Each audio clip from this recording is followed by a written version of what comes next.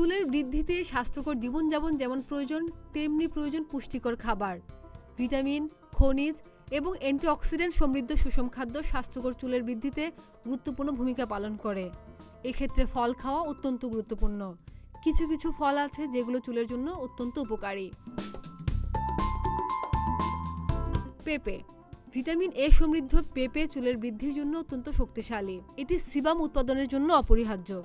Sebum হলো প্রাকৃতিক তেল যা মাথার ত্বককে আর্দ্রতা দেয় এবং চুল হাইড্রেট রাখে।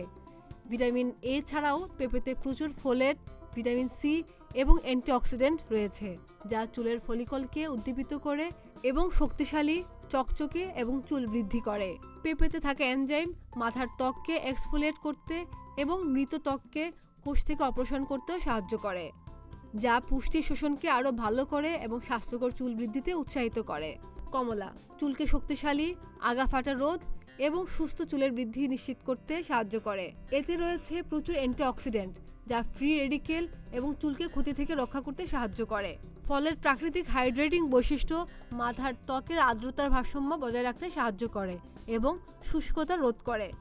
কমলায় ফলিকল অ্যাসিডও চুলের স্বাস্থ্যের জন্য ভালো। আনারস। আনারসে থাকা ভিটামিন সি কোলাজেন বাড়ায় এবং চুলের গুঁড়া মজবুত করে। এছাড়াও আনারসে ব্রোমেলিন থাকে।